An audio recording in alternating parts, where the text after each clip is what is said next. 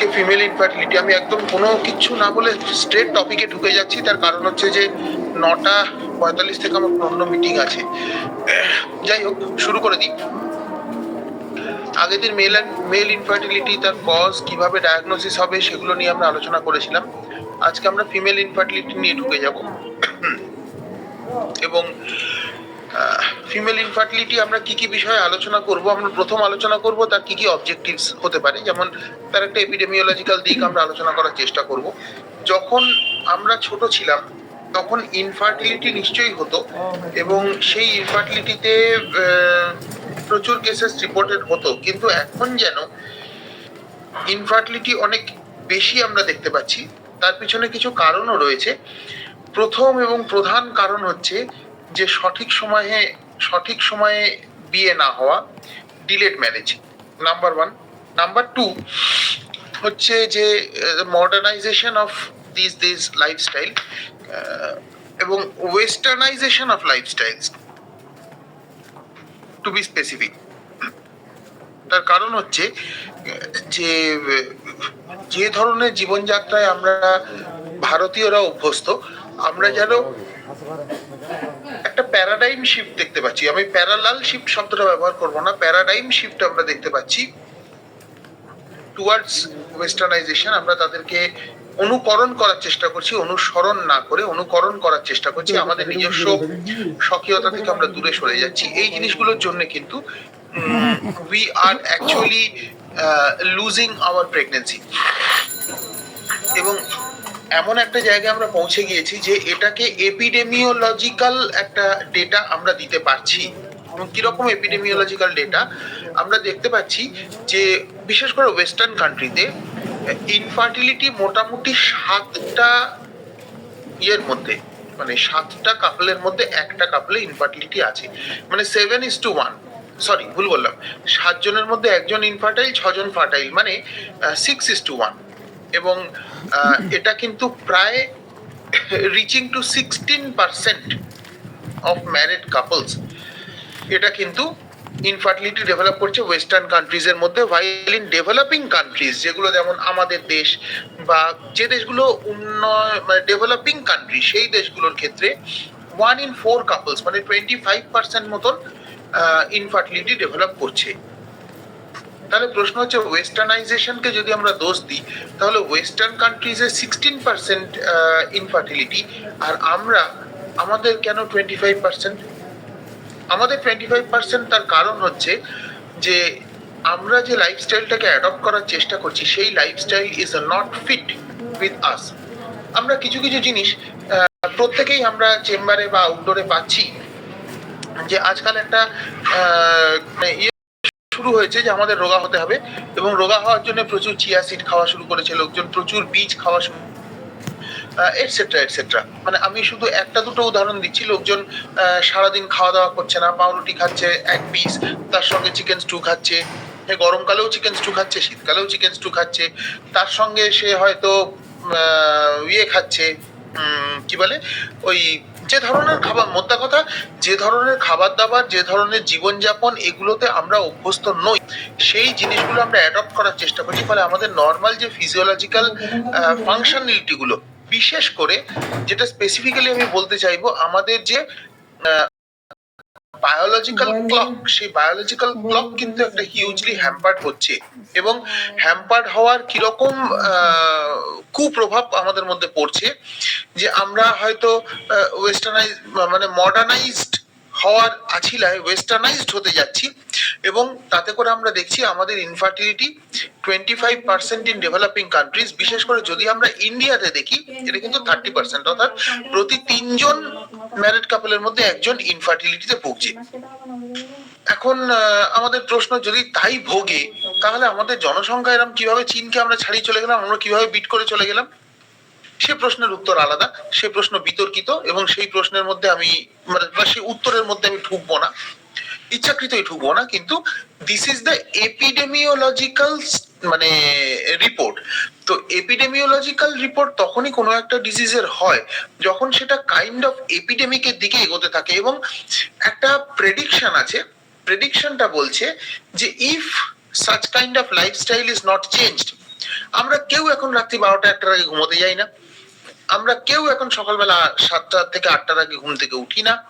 তো এই যে আমাদের লাইফস্টাইলের চেঞ্জ, যদি আমরা এই লাইফস্টাইল চেঞ্জটাকে রিভাইভ না করি, তাহলে infertility can affect 70% of couples in India in next 10 years. আমাদের ডাক্তারদের জন্য সুখবর, মাল করে ইনকাম ভালো হবে, এবং যে ইনফার্টিলিটিতে এরা ভুগছে সেই ইনফার্টিলিটি মানে can be কিউরড।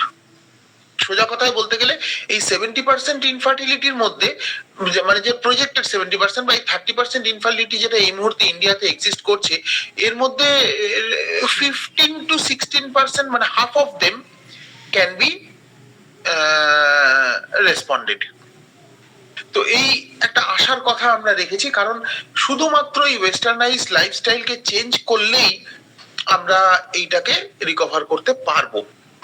Now coming to একটা হিন্ট, এই ওয়েস্টার্নাইজ লাইফস্টাইলের আমি খুব ডিটেলসে যাচ্ছি না, আপনারা সকলেই জানেন, আমি শুধু একটা হিন্ট দিই যে একটা অ্যাংজাইটি, একটা মিসইউজ অফ ড্রাগস, আমরা বলি oral contraceptive pills, they are very safe, they can prevent cancer, শুধুমাত্র তারা একটু ওবেসিটি বাড়ায়, এছাড়া they are very safe, etcetera etcetera.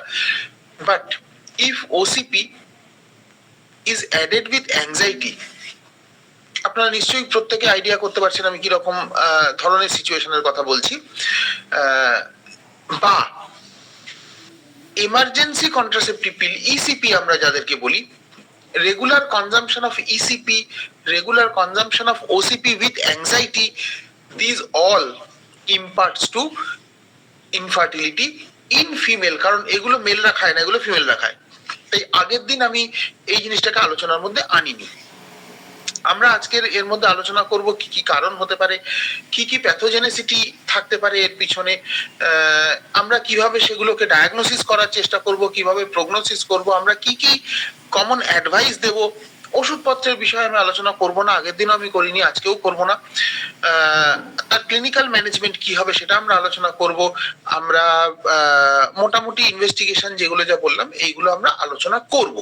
তবে একটা জিনিস আমি প্রথম বলে রাখি, যে কোনো ধরনের ইনফার্টিলিটি হোক বা যে কোনো ধরনের ইম্পোটেন্সি হোক, if it is not sterility, আমি আগের দিন ইনফার্টিলিটি আর স্টেরিলিটি ডিফারেন্স বলেছি, if it is not sterility, if it is infertility, some of them can be recovered, এবং এখানে কিন্তু মেন্টাল পিস, লেস অ্যাংজাইটি এবং কাউন্সিলিং, এই তিনটে জিনিসের বিরাট রোল।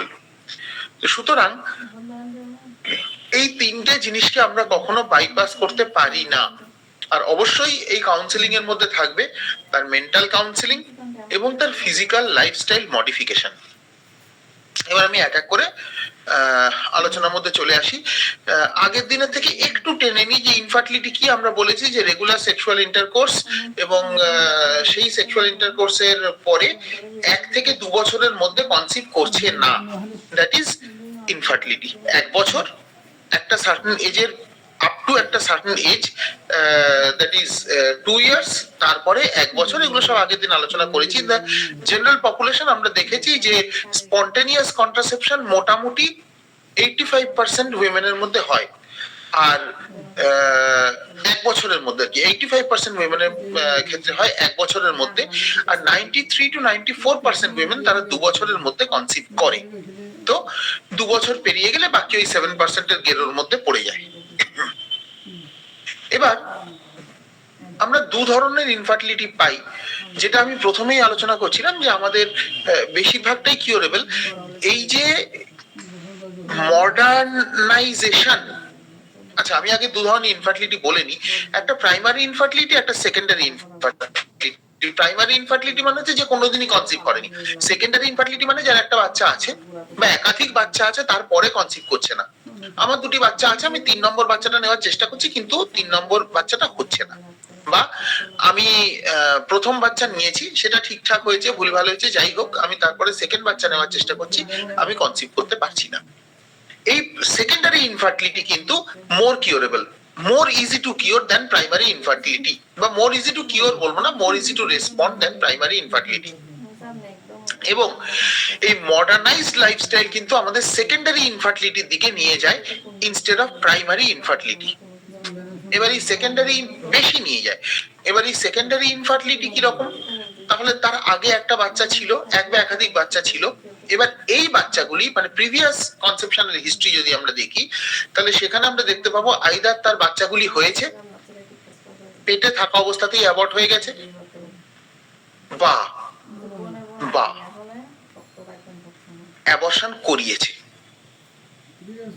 আপনারা দেখবেন পরতে পরতে প্রত্যেকটা জায়গাতে আমি এই মডার্নাইজেশনের ছোঁয়া রেখে যাব, আমি ওই জন্য এটাকে আলাদা করে আর হাইলাইট করিনি। আইদার বাচ্চাটি অ্যাবর্টেড হয়ে গেছে বা অ্যাবর্শন করিয়েছে রিপিটেডলি, এটা হচ্ছে একটা। সেকেন্ড জিনিস হচ্ছে যে বাচ্চাটা হয়েছে উইথ সাম ডিফেক্টস, বাচ্চাটা জন্ম নিয়েছে উইথ সাম ডিফেক্টস, সেটা ডাউন সিনড্রোম হতে পারে, সেটা অটিস্টিক চাইল্ড হতে পারে, সেটা বিভিন্ন রকমের ডিফেক্ট হতে পারে, এবং তার পরবর্তীতে তার ইস্যু আসছে না। নাম্বার 3, এরকম হতে পারে যে তার প্রথম বাচ্চার ক্ষেত্রেও আসতে ডিলে হয়েছিল। দিস ইজ সেকেন্ডারি ইনফার্টিলিটি, কিন্তু প্রাইমারি মানে ধরা যাক এটা দ্বিতীয় বাচ্চার ক্ষেত্রে সে নেওয়ার চেষ্টা করছে কিন্তু তার বাচ্চাটা হচ্ছে না। তো প্রথম বাচ্চার ক্ষেত্রেও অনেক সময় দেখা গেল যে প্রথম বাচ্চাটা তো আমাদের অনেক দেরি করে হয়েছে, 4-5 বছর পরে, বিয়ে 4-5 বছর পরে প্রথম বাচ্চাটা হয়েছে। তারপরে ডাক্তারবাবু আমরা দ্বিতীয় বাচ্চার জন্য চেষ্টা করছি কিন্তু আসছে না। এবার দেখুন আরেকটা জিনিস আমরা খুব মিস করে যাই, আপনার বিয়ে হয়েছে কবে? না আমার বিয়ে হয়েছে ডাক্তারবাবু বছর 5 আগে। একটা মহিলা, সে হয়তো ধরে নিলাম থাইরয়েডের সমস্যার জন্য ওষুধ নিতে এসেছে, ইনফার্টিলিটির জন্য ওষুধ নিতে আসেনি। আপনার বিয়ে হয়েছে কবে? আমার বিয়ে হয়েছে, সে কথার কথা বলছি 5 বছর আগে। আপনার ছেলে পুলে কটা? আমার একটি ছেলে। বয়স কত? বছর খানেক। আমরা খুব স্যাটিসফাইড হয়ে যাই এই অবধি এসে। আমি একটু ছোঁয়ার চেষ্টা করছি এই জায়গাটা, যে আমরা কিভাবে তার মায়োসমেটিক অ্যানালিসিসটাও করতে পারবো, এবং এটা কিন্তু অবভিয়াসলি আমাদের ওষুধপত্রের ক্ষেত্রে হেল্প করবে। কিরকম? আপনার বিয়ে হয়েছে কবে? না 5 বছর বিয়ে হয়েছে, বাচ্চা কত? বছর খানেক। বেশ, আপনি এখন কি নিয়ে এসেছেন? না এখন আমার এই হয়েছে, আমার এখন 1 সেকেন্ড একটু একটু আমি পজ নিচ্ছি। তো ইরফাত বলছে যে চূড়াঙ্কাকে বলি, চূড়াঙ্কাকে বলতে গেছে, চূড়াঙ্কাকে বলছে, চূড়াঙ্কা বলছে ফোন করো না, ওই যে দেখে না এখানে বলে সাইডে। তো যেটা আমাদের, হ্যাঁ ফেরত এসেছি, তো যেটা বলছিলাম আমরা এই অবধি গিয়ে খোঁজ নিয়ে থেমে যাই যে ঠিক আছে 4 বছর বাদে এসছে। একটা ক্রস যদি আমরা করি, আচ্ছা এই 4 বছর হলো না কেন? হলো না, না নিলেন না? একটা সিম্পল কোয়েশ্চেন, হলো না না নিলেন না? যদি বলে হলো না, এই সরি ভুল বললাম, যদি বলে নিলেন না, ঝামেলা চুকে গেল। না চুকলো না।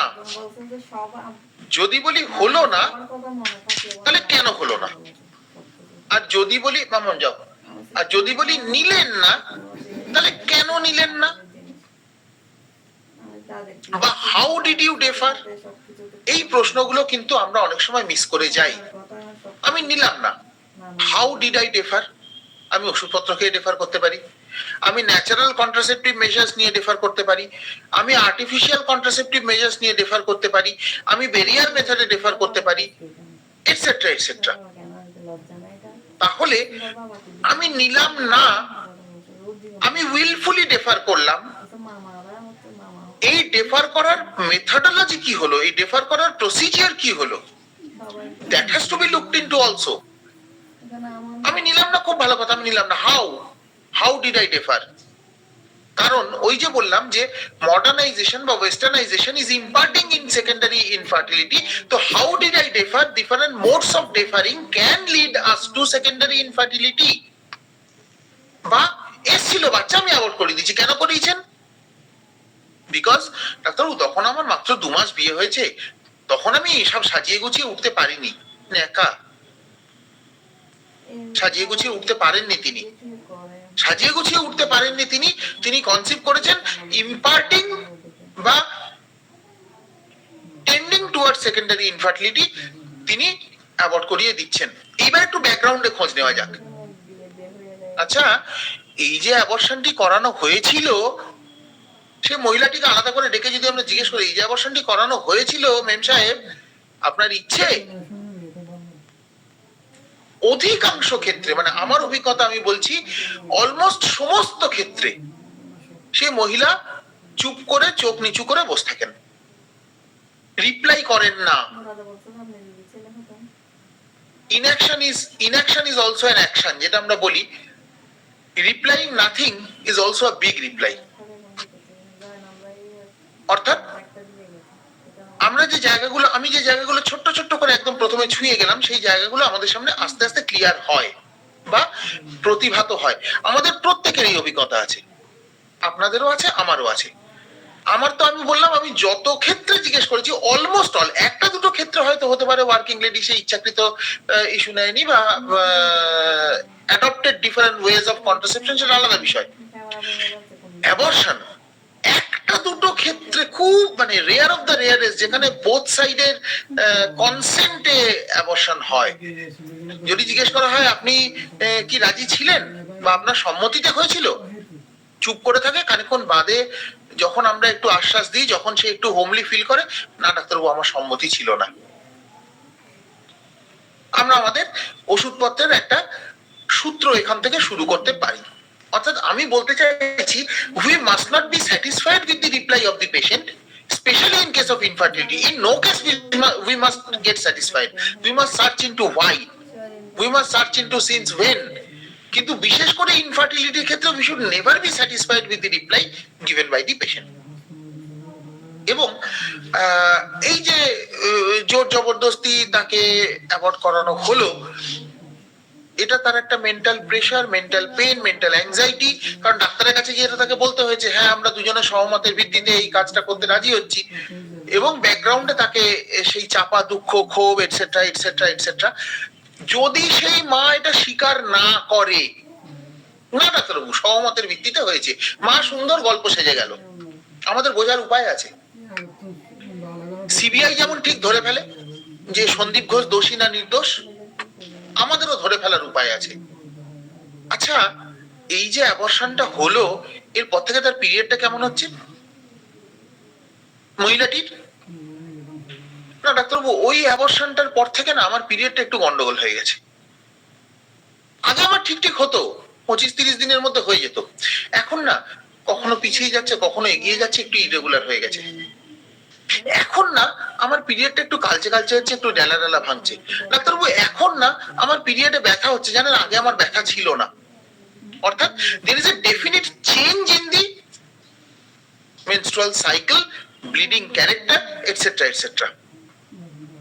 all these আমাদের কিন্তু ধরিয়ে দেয় যে there is some গন্ডগোল, everything is not in consent, এবং এর প্রত্যেকটাই এক একটা মায়াজামের দিকে এগিয়ে নিয়ে যায়। সিমিলারলি যদি এরকম হয় না ডাক্তারবাবু আমরা 4 বছর ধরে সত্যিই চেষ্টা করেছি, বাচ্চাটা আসছিল না, হাজবেন্ডও কনসেন্ট, হাজবেন্ডও একই কথা বলছে, ওয়াইফও একই কথা বলছে, জেরাতেও একই কথা বেরোচ্ছে, now we should not delayed pregnancy. 4 বছর ধরে আসছিল না, 4 বছর পরে এসছে, কিন্তু কিছু করতে হয়নি, নর্মালি এসছে। 4 বছর ধরে চেষ্টা করছিলাম, হচ্ছিল না। জানেন তো একটা সত্যি কথা, আমার যদি বিয়ে হয় না, মানে এটা একদম আমি মানে আমার মন থেকে বলছি, আমার যদি বিয়ে, আপনারা সকলে এটা এক্সপেক্ট মানে পেয়েছেন আর কি যারা বিবাহিত, যদি আমার বিয়ে হয়, আমার থেকে আমার পাড়ার লোকের চিন্তা বেশি কেন আমার বাচ্চা হচ্ছে না, আমার থেকে আমার পাড়ার লোকের চিন্তা বেশি কবে আমার বউ প্রেগনেন্ট হবে, কবে আমার বাচ্চা হবে, আমার চিন্তা কম। এই সিচুয়েশন কিন্তু আমাদের গ্রামে গঞ্জে শুধু নয়, একেবারে খোদ কলকাতা শহরেও এই সেম জিনিস আছে। আমার ভাগ্নির বিয়ে হয়েছে, তার পরিবার পরিজন, বাড়ির লোকজন, আশেপাশে হাবি জাবি সবার চিন্তা কেন তার বাচ্চা হচ্ছে না, কেন সে বাচ্চা নিচ্ছে না, তার চিন্তা কম। So this is the scenario of our society. এ মাম্মা আসতে রে। So this is the scenario of our society. তুই একটু ভেতরে চলে যা না বাবা, তাহলে আমার পক্ষে সুবিধা হয়। This is the scenario of our society, এবং এই সোসাইটি কিন্তু আমাদের অসুস্থ করে। আমি এই জায়গাটায় শুধুমাত্র প্রাইমারি সেকেন্ডারি ইনফার্টিলিটি নিয়ে এতখানি টাইম কাটালাম, কারণ আপনারা নিশ্চয়ই বুঝতে পারছেন যে এর মধ্যে দিয়ে আমি সাইকোসিস এবং সিফিলিসের স্টিগমাকে ডিফারেন্সিয়েট করার চেষ্টা করলাম। যাই হোক, পরের দিকে এগিয়ে যায় আস্তে আস্তে। আমি তো আগেই বলেছি আপনাদেরকে যে কিরকম ভাবে কত পার্সেন্ট লোকজন ছড়িয়ে ফেলছে এবং ভবিষ্যতে কিভাবে ছড়াবে এবং এই পার্সেন্টেজ কিভাবে বাড়বে। এবার কনসেপশন কিভাবে হয়, একজন মহিলাকে যদি কনসেপ্ট করতে হয় কিছু কিছু জিনিস হতে হবে। প্রথম কথা, সেক্সুয়াল রিলেশনশিপ এবং ইন্টারকোর্স মাস্ট টেক প্লেস যখন তার ওভুলেশন হচ্ছে। দ্বিতীয় জিনিস হচ্ছে যে মেল পার্টনারকে ঠিকঠাক থাকতে হবে। আর সবচেয়ে বড় জিনিস হচ্ছে ওই মহিলার hormone must remain balanced. Hormone must remain balanced বলতে শুধুমাত্র ইস্ট্রোজেন প্রজেস্টেরন হরমোনের কথা আমি বলছি না। আমরা এরপরে দেখাবো হাইপোথ্যালামো পিটুইটারি রুটের গল্প আছে বা এগুলো আমি আলোচনা করবো। যাই হোক, ইস্ট্রোজেন প্রজেস্টেরন প্রোল্যাকটিন তো থাকতেই হবে ঠিকঠাক, মানে ঠিকঠাক বলতে ব্যালেন্স থাকতেই হবে। ইন অ্যাডিশন টু দ্যাট সেই মহিলার বা সেই ভদ্রমহিলার থাইরয়েড ঠিকঠাক থাকতে হবে, সেই ভদ্রমহিলার এফএসএইচ এলএইচ ঠিকঠাক থাকতে হবে। এই সমস্ত হরমোনগুলো কিন্তু তার ক্ষেত্রে পজিটিভ ইম্প্যাক্ট দেবে। এবার আমরা একটু দেখি যে fertility factors affecting fertility in women কি কি। ওভিউলেশনের গন্ডগোল যদি থাকে, তার টিউবে যদি ড্যামেজ থাকে, যদি তার বেশি বয়স হয়, এল্ডারলি উইমেন। আর একটা জিনিস সেটা আমরা মানে হবে যে এটা খুব স্বাভাবিক, লো কয়টাল ফ্রিকোয়েন্সি যদি হয়, তার হাজবেন্ড দূরে থাকে, রেগুলার তাদের মধ্যে সেক্সুয়াল রিলেশনশিপ হয় না, তো সেক্ষেত্রে ইট উইল কজ বা ইট উইল ডিলে। বা যদি তার হয়তো আছে বাড়িতে সুখ স্বাচ্ছন্দ্য নেই, পরিবেশ পরিস্থিতি ঠিকঠাক নেই, রেগুলার রিলেশনশিপ হচ্ছে না, সো দ্যাটস অ্যান ইস্যু। এই ইস্যুটাকে আমরা খুব বেশি আলোচনা করব না। No previous pregnancy, previous pregnancy না থাকলে প্রাইমারি ইনফার্টিলিটি, প্রিভিয়াস প্রেগন্যান্সি থাকলে সেকেন্ডারি ইনফার্টিলিটি। আর কিছু কমন ফ্যাক্টরস আছে, যেমন 1 নম্বর হচ্ছে স্মোকিং, 2 নম্বর হচ্ছে মদ খাওয়া। তো মদ, বিড়ি, গাঁজা, সিগারেট এই জিনিসগুলো কিন্তু সমস্ত ডিজিজের ক্ষেত্রে কমন। এবং আজকালকার দিনে ওই যে বলছিলাম যে ওয়েস্টার্নাইজেশন, ওবেসিটি, ওভারওয়েট এবং ম্যালনিউট্রিশন। ম্যালনিউট্রিশন কিরকম? ম্যালনিউট্রিশন বলতে ডাক্তারবাবু আমি তো সব খাই।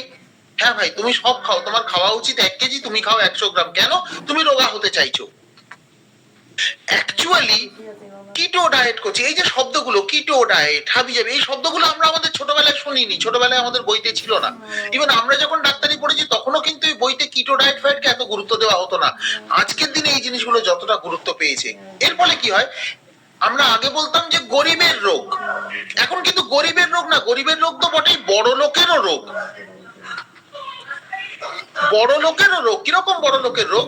ধরুন একজন বড় লোক একটু ওভারওয়েট হয়েছে, সে কিন্তু তার ওজনটা কমানোর জন্য যে ধরনের খাবার দাবার খাওয়া শুরু করলো, ওয়েন্ট অন কিটো ডায়েট। আমি যেটা বারবার করে বলছি, keto diet, went on keto diet, resulting into malnutrition. কেন?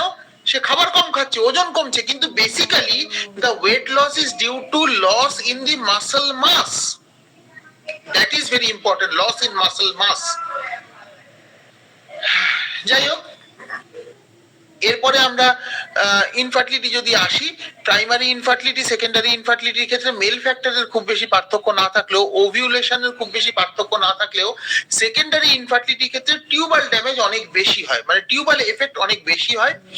এবং এইটা কিন্তু আমাদের ডায়াগনোসিস খুব ইজিলি হয়ে যায়। এবার চলে আসি ওভুলেশন ডিসঅর্ডার কিরকম। না, ওই যেটা আপনাদেরকে একটু আগে বলছিলাম যে হাইপোথ্যালামো পিটুইটারি রুটের মধ্যে গন্ডগোল। এই হাইপোথ্যালামো পিটুইটারি ফেলিওর যদি হয়, সেটা একটা cause. Hypothalamo pituitary dysfunction is more important, failure নয় সব ক্ষেত্রে, কারণ হরমোন থাকে, হরমোন শরীরে ঠিকঠাক পরিমাণে থাকে, but they are not effective বা দেয়ার রিসেপ্টরস আর নট এফেক্টিভ। তো সেক্ষেত্রে ডিসফাংশন ইজ ভেরি ইম্পর্টেন্ট, এবং আমরা দেখি ডিসফাংশন প্রায় 85% মতো কন্ট্রিবিউট করে এই হাইপোথ্যালামো পিটুইটারি রুটের ক্ষেত্রে। হাইপোথ্যালামো পিটুইটারি ডিসফাংশন 85%, মানে সবটাই খেয়ে চলে গেল। বাকি 15% কি হবে? ওভারিয়ান ফেলিওর 4 to 5%, আপনারা সবাই জানেন পিসিওডির মাধ্যমে হয়। খুব একটা কমন কজ। এই 5%-এর মধ্যে হয়তো দেখা গেল 4%ই পিসিওডি, আর 1% এদিক ওদিক ওভুলেশন ফেলিওর হতে পারে, সেটা আলাদা বিষয়। 4%ই পিসিওডি খেয়ে চলে গেল। তো হাইপোথ্যালামিক ডিসফাংশন বা পিটুইটারি ডিসফাংশন চলে গেল 85%, সব নিয়ে চলে গেল। বাকি পড়ে রইল যা 15%, মধ্যে 4% একজন নিয়ে চলে গেল। গল্প ওখানেই শেষ। এই জন্য আপনারা বা আমরা আমাদের চেম্বারে গোফালা মহিলা পাই, ওবিজ মহিলা পাই, মহিলা ওবিজ হ্যাভিং গোফ, আমরা প্রথম সাসপেক্ট করি তার পিসিওডি হচ্ছে। পিসিওডি নিয়ে আমাদের এখানে আলোচনাও হয়েছে। আমরা প্রথম সাসপেক্ট করি তার পিসিওডি হচ্ছে। It's a very contributory cause, very much, মানে কি বলবো, খুব হিউজলি কন্ট্রিবিউটরি কজ। এবার এই যে আমরা ফেলিওর বলছি আর ডিসফাংশন বলছি, এর মধ্যে আমরা কাকে কাকে ভাগ করছি, পার্থক্য কি? ফেলিওর হচ্ছে ওভিউলেশনই হচ্ছে না, ওভিউলেশন ডিসঅর্ডার। কারণ তার ওভারির গন্ডগোল নয়, তার হরমোনাল গন্ডগোল, হাইপোথ্যালামো পিটুইটারি ওই রুটের মধ্যে গন্ডগোল। আমাদের হরমোন তো 3টে লেয়ারে, হাইপোথ্যালামাস হচ্ছে বাবা, হাইপোথ্যালামাস হচ্ছে দাদু, পিটুইটারি হচ্ছে বাবা, ছেলেপুলে হচ্ছে আমাদের বাকি অর্গানগুলো। তো হাইপোথ্যালামাস থেকে হরমোন বেরোচ্ছে, সমস্ত স্টিমুলেটিং হরমোন গুলো, যেটা পিটুইটারিকে এসে স্টিমুলেট করছে, ওইখানে গন্ডগোল হয়ে বসে আছে, ওই রিলিজিং হরমোনের গন্ডগোল হয়ে বসে আছে। এটা অলমোস্ট 10% কেসে। আর ডিসফাংশন 80%, যেটা বললাম, সবটাই খেয়ে চলে গেল।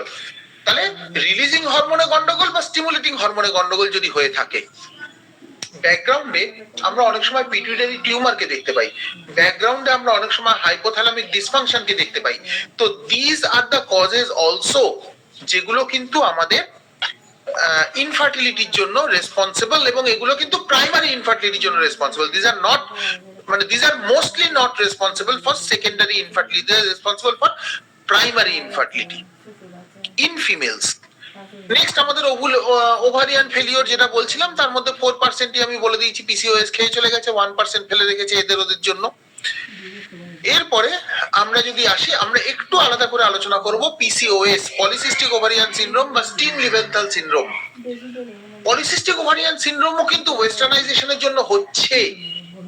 আমরা বিভিন্ন মেথড অফ কন্ট্রাসেপশনের জন্য অভ্যস্ত, তার মধ্যে one of the most used method আমি বলবো, that is the withdrawal method. One of the most used method is the withdrawal method. এবং withdrawal at what time? Exactly at the time when the ovary is getting ready to accept the sperm. Ovary, এই ovum তৈরি হয়েছে, এই ওভামটা স্পার্মটাকে accept করার জন্য তৈরি হচ্ছে, at that moment withdrawal হলো। কারণ ওভাম জানে যে now I will receive a sperm, withdrawal হলো, স্পার্ম ইজাকুলেটেড হলো না, বাইরে হলো। সেই যে ওভামটা তৈরি হলো, সেই ওভাম কিন্তু ইয়ে হয়, সেই ওভাম কিন্তু ওখানে সিস্ট ফর্মেশন করে। সেকেন্ড, তো আপনারা বলবেন যে পিসিওএস তো অনেক সময় অবিবাহিত মহিলাদের ক্ষেত্রেও দেখা যায়, সবসময় তো বিবাহিত মহিলাদের পিসিওডি হয় তা নয়। তাহলে সেক্ষেত্রে উইথড্রল মেথডের প্রশ্ন আসছে কোত্থেকে? অবিবাহিত মহিলাদের ক্ষেত্রে তো উইথড্রল মেথডের কোশ্চেন আসছে না, ঠিক? অবিবাহিত মহিলাদের ক্ষেত্রে উইথড্রল মেথডের কোশ্চেন আসছে না। বেশিরভাগ ক্ষেত্রে, কিছু কিছু ক্ষেত্রে আসে, বেশিরভাগ ক্ষেত্রে। তাহলে কেন হচ্ছে? তার কারণ হচ্ছে আজকালকার যুগের বিভিন্ন, আপনারা যদি দেখেন তার সোশ্যাল মিডিয়া অ্যাক্টিভিটিস, তার বিভিন্ন অ্যাক্টিভিটিস, আমি আর সেগুলো নিয়ে খুব ডিটেলসে আলোচনা করছি না, আপনারা সবাই বুঝতে পারছেন আমি কি বলতে চাইছি। আজকেও বা গতকালকেও আপনারা দেখেছেন কালীঘাট মেট্রোয় কি ধরনের নোংরামি হয়েছে, সেই সমস্ত। This are actually westernisation. আমি খুব সহজ কথায় সেরে দিলাম, যেটা বলতে অনেক বেশি কমফোর্টেবল। তো সেই ওয়েস্টার্নাইজেশনের এফেক্ট হিসেবে কিন্তু এই জিনিসগুলো হচ্ছে। এবং এর সিমটম কি? সিমটম হচ্ছে তার মেনস্ট্রুয়াল সাইকেল ঘেটে যাবে, তার ওবেসিটি হবে, এবং তার যে গোপ গজাবে, হার্সুটিজম। তার সঙ্গে মহিলার একনি ডেভেলপ করবে, যে যে একটা পিউবার্টালে যে একনি ডেভেলপ করে, কিন্তু তার একনি 25 বছর, 26 বছর, 28 বছর বয়সে গিয়ে একনি ডেভেলপ করছে, ইনফার্টিলিটি হচ্ছে। খুব সহজ ডায়াগনোসিস, ইউএসজি করুন, ক্লিনিক্যালি বুঝতে পারবেন, ইউএসজি করুন, ডায়াগনোসিস হয়ে যাবে। অনেক সময় এদের সুগারও বেশি থাকে। এবং এর আরো একটা দুটো জিনিস এর সঙ্গে অ্যাডিশন হয়। একটা হচ্ছে যে অ্যানোভুলেশন হতে পারে বা অলিগো ওভুলেশন হতে পারে। অলিগো মানে কম, মানে অ্যান মানে নয়, জিরো। অ্যানোবুলেশন বা অলিগোবুলেশন হতে পারে, পলিসিস্টিক ওভারিয়ান সিনড্রোম এগুলো হতে পারে, মরফোলজিক্যাল চেঞ্জেস যদি থাকে সেক্ষেত্রেও আসতে পারে। এই নেক্সট হচ্ছে একটা, এটা তো আমরা বললাম যে পিসিওএস, যে ক্ষেত্রে ম্যাচিওর ওভারির ক্ষেত্রে সমস্যা। প্রিম্যাচিওর ওভারিয়ান ফেলিওর জিনিসটাও কিন্তু হয়। প্রিম্যাচিওর ওভারিয়ান ফেলিওর কি না, complete failure of the ovaries under the age of 40। 40-এর আগেই, নর্মালি 40 অনওয়ার্ডস আমরা মেনোপজাল এজ বলি, তখন ওভারিয়ান ফেলিওর গ্র্যাজুয়ালি হতে থাকে, কিন্তু 40-এর আগেই complete failure of the ovaries, ovum production হচ্ছে না। এবং এক্ষেত্রে মূলত কি দেখা যায়, অ্যামিনোরিয়া। আর একটা কি দেখা যায়, এফএসএইচ লেভেল অনেক বেড়ে যায় এবং ইস্ট্রায়ল বা ইস্ট্রাডায়ল এই লেভেলটা ফল করে। এবং it is mostly link to, mostly নয়, sometimes it is link to genetic causes also. Chromosomal abnormality যদি থাকে সেক্ষেত্রে এটা হতে পারে। নেক্সট আমরা আসবো টিউবাল ডিসফাংশন। এই fallopian tube is very important for female. Tubal dysfunction কিরকম হতে পারে, কিছু যদি পেলভিক ইনফেকশন হয়ে থাকে বা পেলভিক ইনফেকশাস ডিজিজ, এন্ডোমেট্রিওসিস যদি হয়ে থাকে, কোনো পেলভিক সার্জারির সময় যদি ভুল করে টিউব কেটে দেয়, পেলভিক সেপসিস যদি হয়ে থাকে, বিশেষ করে অ্যাপেন্ডিসাইটিস বা পেরিটোনাইটিস এর পরে এটা ভেরি কমন। বা আরেকটা, আমরা এন্ডোমেট্রিওসিস বললাম, আরেকটা হচ্ছে ectopic pregnancy, previous history of ectopic pregnancy. এবং আমি আপনাদের বলেছি, হয়তো আপনাদের খেয়াল আছে, একটু আগেই আমি বললাম যে টিউবাল ডিসফাংশন কিন্তু প্রাইমারি ইনফার্টিলিটির ক্ষেত্রে অতটা থাকে না যতটা সেকেন্ডারি ইনফার্টিলিটির ক্ষেত্রে হয়। তো এই সমস্ত প্রিভিয়াস হিস্ট্রি অফ, বলুন, যেটা একটোপিক প্রেগন্যান্সি বা রাপচার্ড একটোপিক প্রেগন্যান্সি বা পেরিটোনাইটিস হয়েছে বা তার ইয়ে হয়েছে, কি বলে ওটাকে, ওই অ্যাপেন্ডিসাইটিস হয়েছে, বা বা ইন্টেস্টাইনাল টিউবারকুলোসিস হয়েছে। ইন্টেস্টাইনাল টিউবারকুলোসিস অনেক সময় মেসেন্ট্রিক লিম্ফ গ্ল্যান্ডের মাধ্যমে বা মেসেন্ট্রিতে এফেক্ট করে সেখান থেকে টিউবাল অ্যাফেকশন করতে পারে, বা টিউবারকুলোসিস ইন দোজ রিজিয়নস। সমস্ত কিছুর ক্ষেত্রে কিন্তু দুটো জিনিস হয়, আইদার তার টিউব ড্যামেজ হয় বা তার টিউবে ব্লকেজ হয়। এছাড়া অবভিয়াসলি আজকের দিনে গণকক্কাল ইনফেকশন খুব বেশি হয় না, তাই সেটাকে আমি বাদ দিলাম, কিন্তু ক্ল্যামাইডিয়া ইনফেকশন কিন্তু হতে পারে, যেখানে কিন্তু টিউবাল ডিসফাংশন হতে পারে। খুব সহজ ডায়াগনোসিস, কিন্তু টিউবাল ডিসফাংশন ডায়াগনোসিস করতে গেলে এইচএসজি করলেই হয়ে যাবে, হিস্টেরোসালফিঙ্গোগ্রাম, একটা ইউরিয়া ক্রিয়েটিনিন করে দেখে নিন সেগুলো ঠিকঠাক আছে কিনা, তারপরে ইউটেরাসের মধ্যে ডাই দিন, সেই ডাই যদি পাস করে চলে যায় ছবি তুলতে থাকুন, যদি পাস করে চলে যায় খুব ভালো কথা, যদি পাস করে না যায়, তাহলে যদি কোথাও আটকে যায় তাহলে সেই টিউবে ড্যামেজ আছে, তাহলে সেই ড্যামেজ যদি থেকে থাকে টিউবে, অনলি ট্রিটমেন্ট ইজ সার্জারি, সেই ড্যামেজটাকে সার্জিক্যালি রিমুভ করতে হবে। আদারওয়াইজ টিউবাল ড্যামেজ যদি হয়ে থাকে আমাদের সিস্টেমে কিন্তু it has got no effect. Tubal damage যদি হয়ে গিয়ে থাকে তাহলে কিন্তু মাস্ট গো ফর সার্জারি।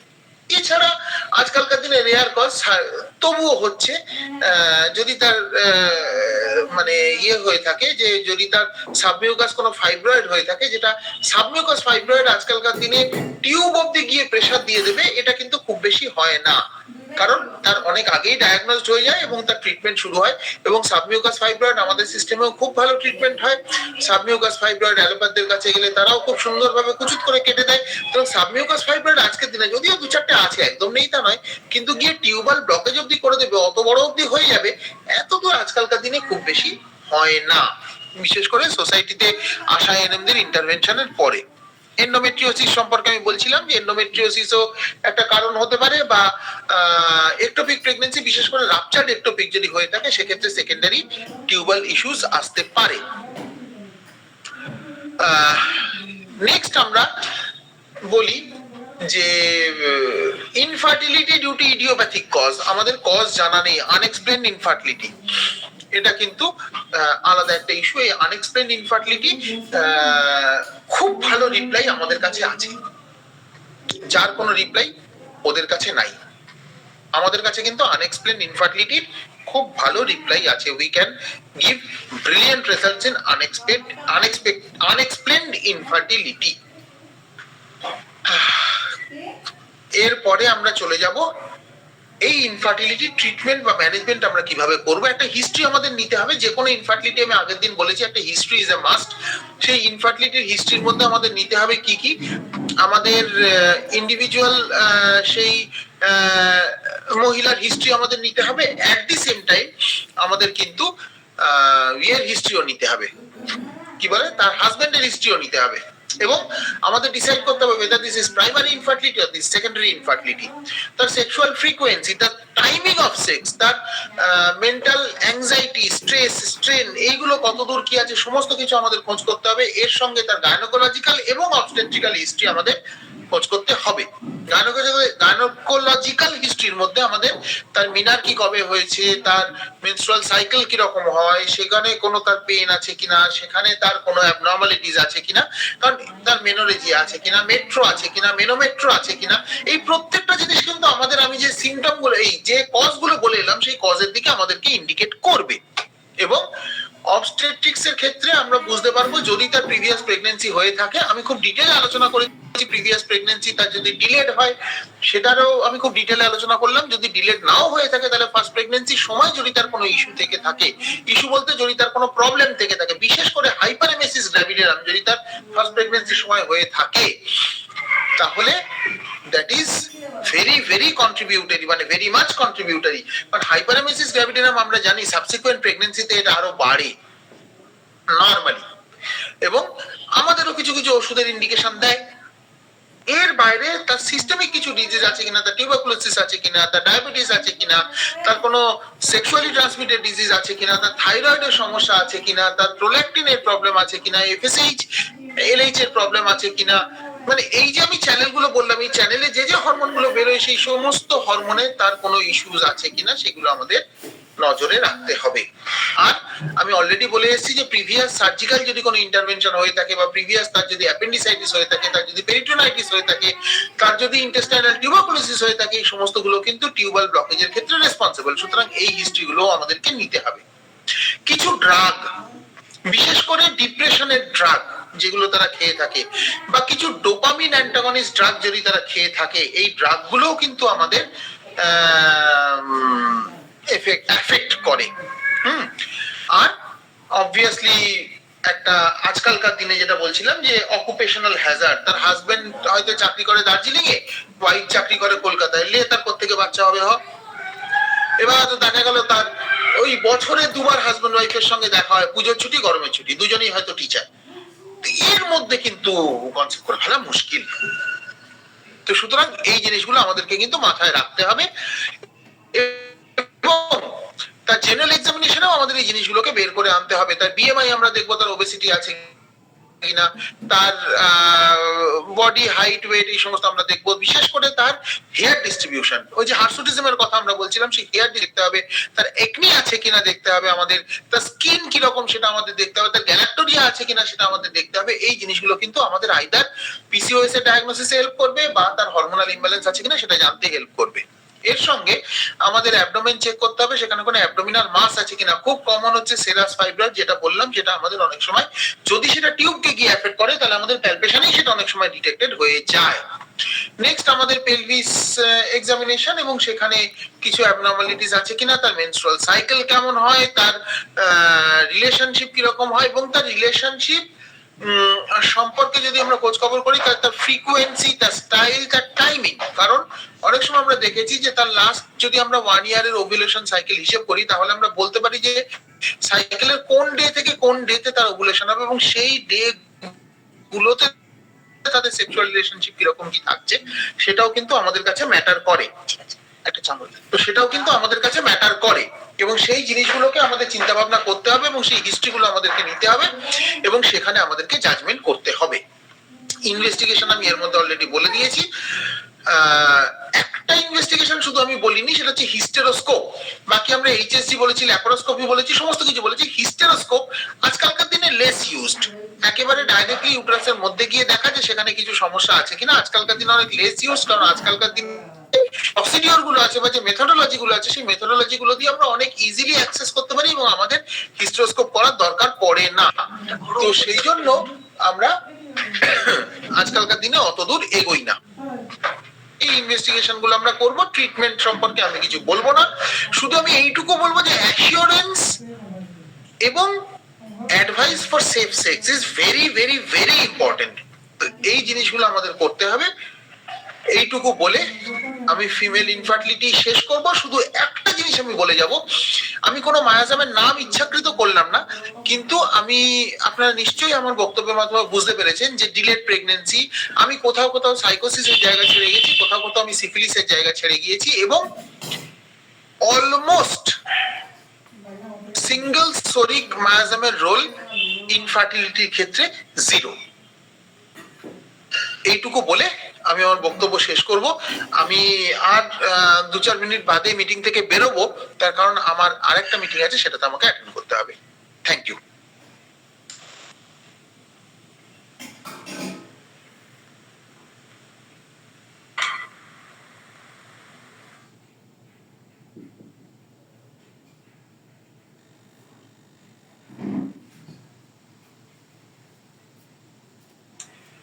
আমি শেষ করলাম।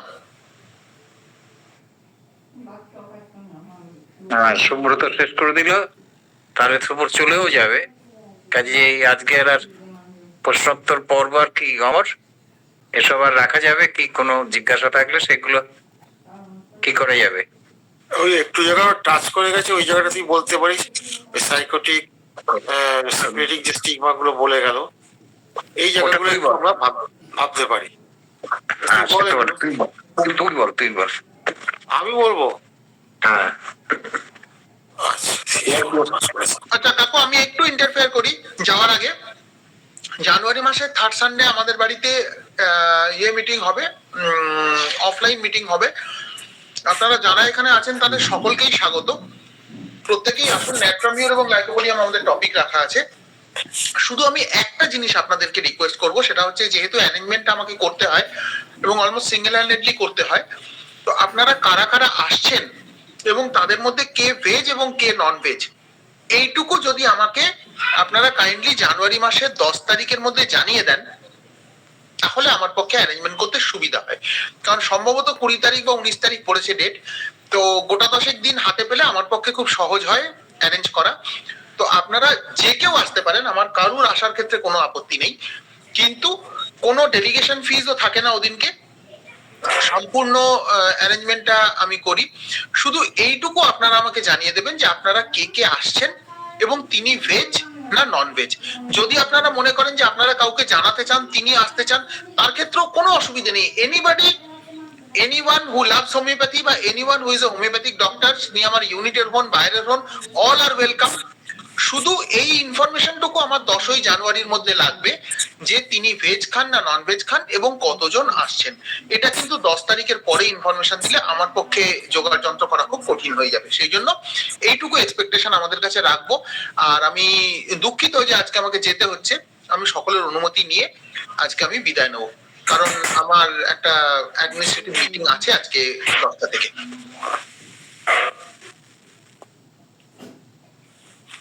কাকু এবার তুমি বলো। আচ্ছা,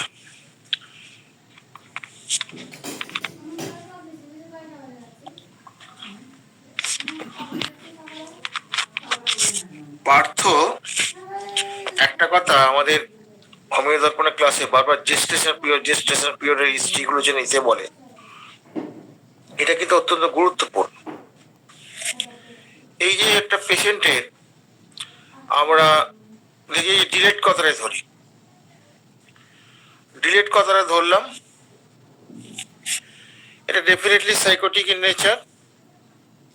সবকিছু প্রচেষ্টা সত্ত্বেও তার সবকিছু নর্মাল আছে, তাও এরকম গন্ডগোলটা হচ্ছে। এই যে ডিলেট যে ব্যাপারটা যেটা আছে, এইটা একটু আমাদের ভাববার বিষয়। তাহলে এই যে তার একটা বাচ্চা আসছে না, আমাদের কাছে কমপ্লেন করছে, এটা তো একটা কন্ডিশন।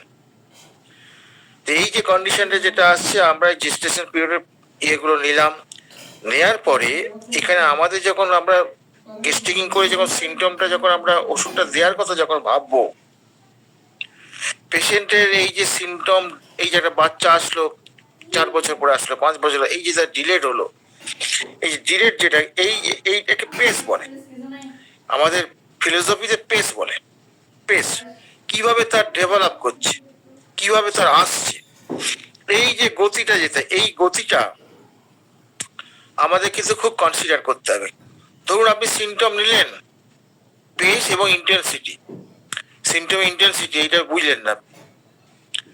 আপনি ওষুধ সিমটম সহ যোগ বিয়োগ করে দিলে কাজ করা হবে, কিচ্ছু হবে না।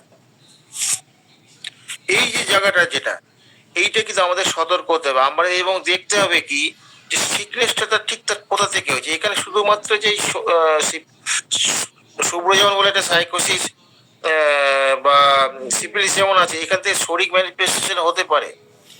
সেই জায়গাটা এবার আসছি, বহু পেশেন্ট আছে আমি দেখেছি তার এই অ্যাবর্শন মেনে নিতে পারে তা না, আমার সামনে সে ভয়ঙ্কর কান্নাকাটি করছে, তার সুখের সংসার সবকিছু এভরিথিং আছে, এই কান্নাটা তার কিছুতেই যাচ্ছে না। কারণ আমি তাকে যখন রেকর্ড করছি তার এই দীর্ঘশ্বাসটা আমি খেয়াল করেছি।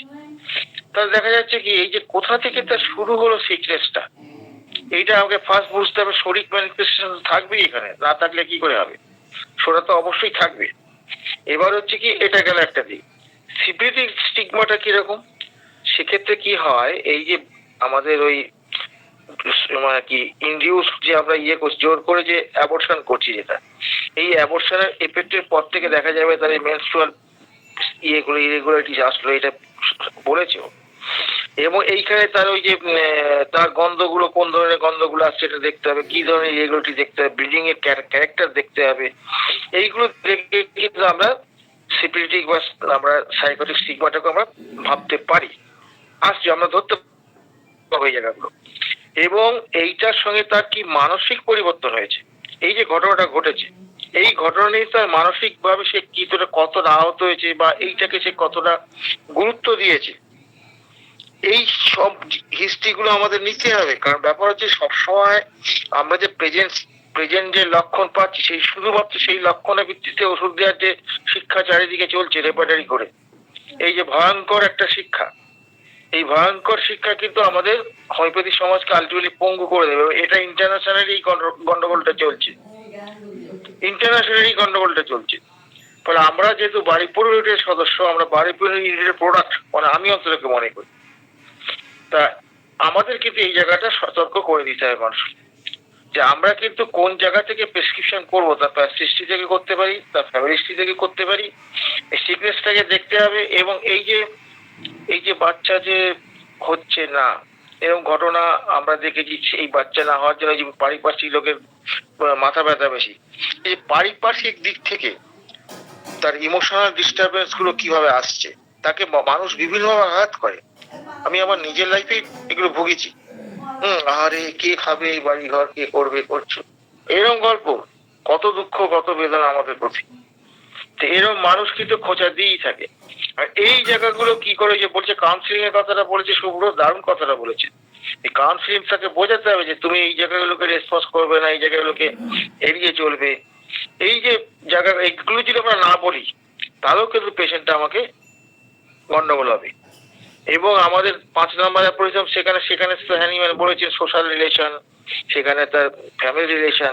একটাই দেখবে এই বাচ্চাটা না হলে সব দোষ যেন মহিলাটির, এরকম একটা আমাদের সামাজিক পরিকাঠামো এরকম একটা।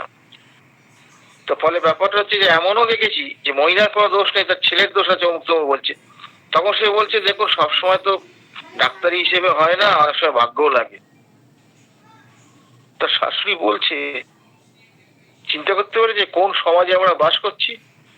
তো ফলে এইখানে কিন্তু আমাদের এই লড়াইটা আমরা করতে পারি। এবং যে ক্ষেত্রে মানে আর কি কিছু পাওয়া যাচ্ছে না, কোনো কিছু পাওয়া যাচ্ছে না, এইরকম ক্ষেত্রটা শুধুমাত্র ফার্টিলিটির ক্ষেত্রে না, হোমিওপ্যাথির বহু ক্ষেত্রে আজকাল দেখবেন বহু ট্রাবলস নিয়ে আসছে, there is nothing else, data আপনি কিছু খুঁজে পাবেন না, ডাটা নেই।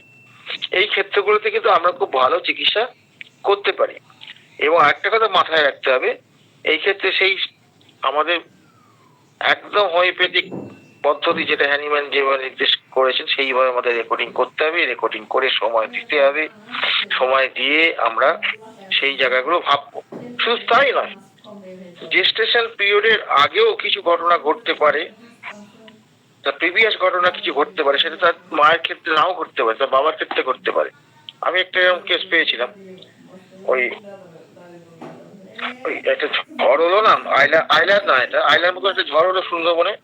তো ওরা সুন্দরবনে বাড়ি নয়, তার আগেই তারিয়ে। এবং সেই ঝড়ের ইয়েটা যখন হলো, মানুষটা টোটাল চেঞ্জ হয়ে গেল, ঝড়ের ইয়েটা দিন আসতে শুরু করলো যখন, ধীরে ধীরে এই ঝড়ের ভয়টা তার মধ্যে এমন করলো, লাস্টের ঝড়ের দিয়ে সে কিন্তু সেন্সলেস হয়ে গেল এবং হসপিটালাইজ হলো। তার কয়েক মাস বাদে তার ইস্যু আসলো। এই হচ্ছে হিস্ট্রি পাওয়া গেল। এই যে হিস্ট্রিটা যেটা পাওয়া গেল, সেই হিস্ট্রিটাও কিন্তু প্রেগনেন্সির সঙ্গে শুধুমাত্র ওইটুকু জায়গার মধ্যে হোমিওপ্যাথিরা ভাববে তা নয়, তার পারিপার্শ্বিক সব জায়গাটা হোমিওপ্যাথ ভাববে। হোমিওপ্যাথে তো শতচক্ষু, হোমিওপ্যাথের শতচক্ষু, কোথা থেকে তাকে আমাকে ঠিক আক্রমণটা করতে হবে, মেডিসিনটা কোন জায়গাটার উপর ভিত করে দেব, এইটা কিন্তু আমাদের অত্যন্ত গুরুত্বপূর্ণ জায়গা। আজকে মোটামুটি শর্ট করে এইটুকুই বললাম। এই বিষয়ে অনেক কিছু বলা যেতে পারে।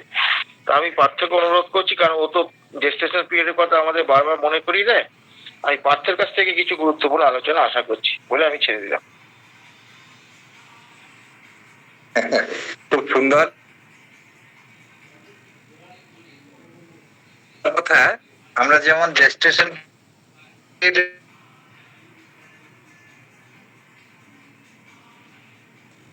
এরকম আমরা কিন্তু শিখেছি এই যে মায়াজম, এই সেক্সুয়াল ইন্টারকোর্সের মাধ্যমে মেল থেকে ফিমেল, ফিমেলকে এই যে যাতায়াত করে, এই জন্য তার হাজবেন্ডেরও হিস্ট্রিটা বা তার কিছুটা একটু ফ্যামিলি হিস্ট্রিটা ওর সাথে নিয়ে সে কোন নেচারের এই এক রয়েছে।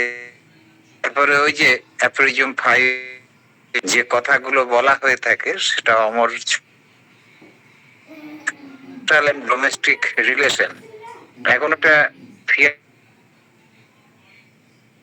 আনহ্যাপিনেস, এবং দেখা যায় যে হয়তো তারা এখনো গুছিয়ে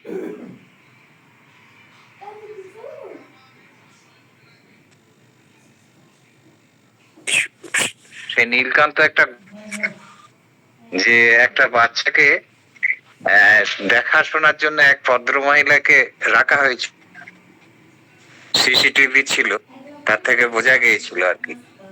আর ওই বাচ্চাটাকে সে যে বাড়ি থাকতো সে কিন্তু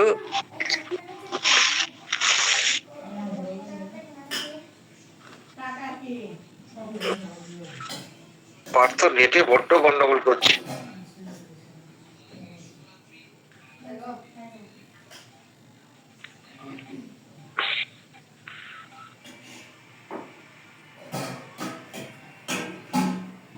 আসছে না কিছু।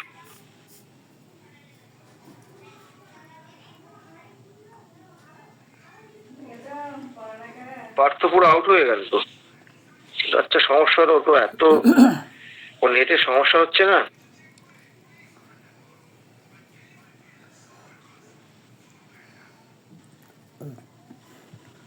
গুলো অনেকটাই এই যে এই শোনা যায়নি রে। ওই দেখো আমার এই যে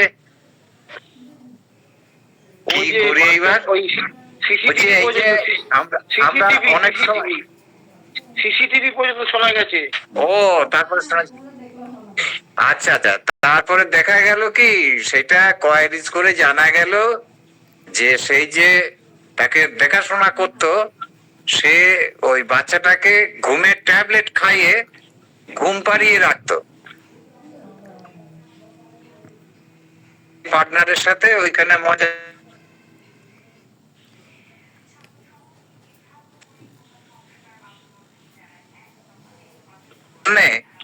ওই মেল ফিমেল উভয়ই যে এফেক্টেড হয়, তার পরবর্তী প্রয়োজন অফস্প্রিংরা তো সেটাকে সাফার করে। তার মানে এই যে তার এই হিস্ট্রিটা, এই গন্ডগোলটা অনেক সময়তে আমাদের এর মাধ্যমে এটা জানতে হবে। এবং করে গেল সুপ্রিম আমল একটা কেস টেকিং, সুন্দর কেস টেকিং,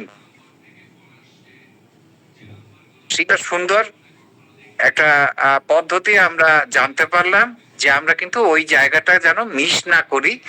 এই জায়গাগুলো আমাদের ধরতে হবে, শুধুমাত্র ইনফার্টিলিটির ক্ষেত্রে বা স্টেরিলিটির ক্ষেত্রে নয়, অন্যান্য ক্ষেত্রেও। সেখানেতে ওই যে রিলেশনশিপ হাজবেন্ড ওয়াইফ শুধু নয়, তার ফ্যামিলির অন্যান্য মেম্বারের সাথে, এমনকি সেই যে তারা যে জায়গায় কর্মক্ষেত্রে এখন তো বহু মহিলা সার্ভিসও করে, সেই কর্মক্ষেত্রেও সেখানেও কিন্তু অনেক রকমের ব্যাপার থেকে থাকে। তো যাই হোক, এই কেস টেকিংটা আমাদের যত সুন্দরভাবে আমরা কেস টেকিং করতে পারবো তত কিন্তু সুন্দরভাবে উঠে আসবে। আর আমাদের একদম বিসমিল্লাহ গলদ হচ্ছে কেস টেকিং।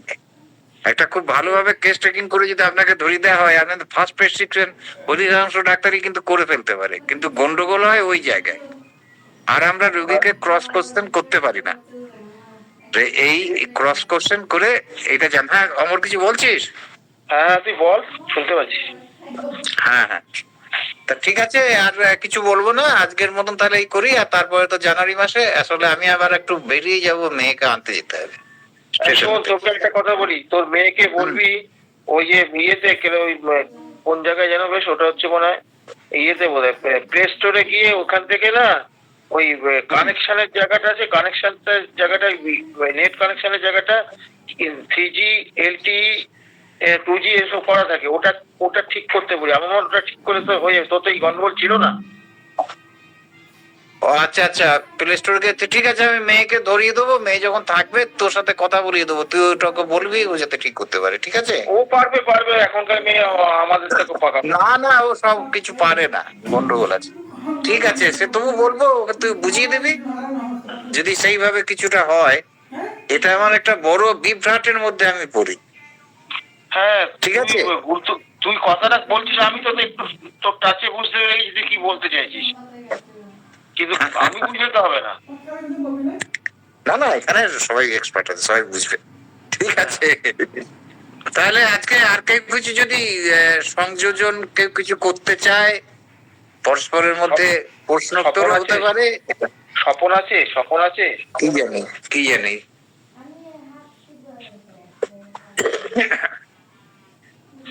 হ্যাঁ স্বপন আছে তো। স্বপন কিছু বলুক না। হ্যাঁ স্বপন কিছু বলুক, ঠিক আছে, স্বপন বলুক।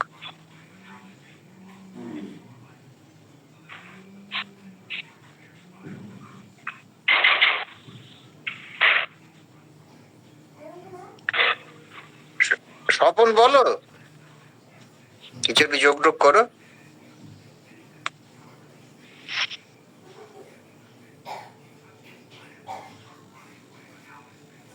স্বপনেরও না নেটের সমস্যা হয় মাঝে মাঝে। তোর সমস্যা তো মারাত্মক রে, তোর তো এরকম ছিল না। হ্যাঁ, তোর তো ছিল না, তোর কি এয়ারটেল নাকি? না না, আমার স্যামসাং। আর স্যামসাং তো সেটটা রে বাবা, কানেকশনটা কার নিয়েছিস? তো কানেকশন হচ্ছে জিও। তা তো জিওর ওখানে কিছু গন্ডগোল হয়েছে। আগে থেকে জিও ছিল না এয়ারটেল ছিল? না, জিও বরাবরই জিও। তো আগে তো ঠিকই ছিল, আগে তো কোনো গন্ডগোল করতো না। না না, ওই পুরোনো সেটটার জন্য, তার জন্য তো সেট চেঞ্জ মেয়েকে করলাম। বলবি দেখতে দেখ, কানেকশনের জায়গাটা ওটা দেখতে হবে ওটা।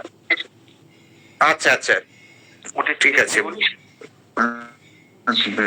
তো তোকে একবার ধরিয়ে দেবো, তুই সাথে কি করতে হবে না করতে হবে বলে ওস্তাদ দিবি। লোককে আমাকে ধরাচ্ছি, আমি আরে গিয়ে আমাকে আমার মেয়ে করেছি। ওস্তাদ হয়েছিস ভালো। কোনো প্রশ্ন উত্তর না থাকলে আর কেউ কিছু সংযোজন না করলে তাহলে আর রাত জেগে কি হবে, তাহলে বন্ধ করে দেবো। রাত জেগে লাভ নেই, রাত জেগে লাভ নেই। কেউ কিছু বলবে কিনা কনসেন্টটা নাও তারপরে। আরো কারো কিছু বলার আছে বা প্রশ্ন আছে?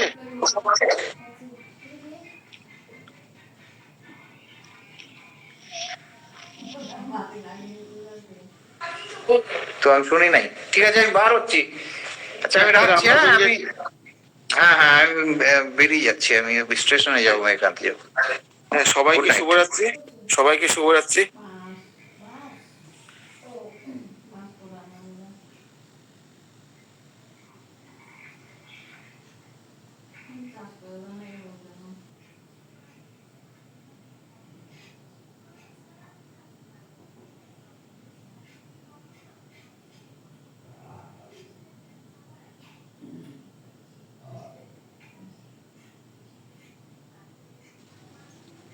হ্যালো।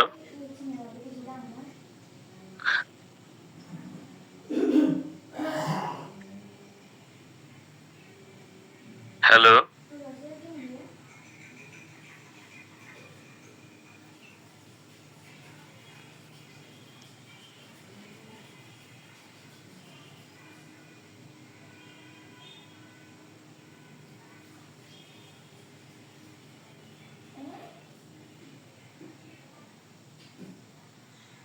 হ্যালো স্যার, ওই যে ন্যাট্রাম নিয়ে যে আলোচনা হবে বললেন, ওই স্যারের বাড়িটা কোথায়?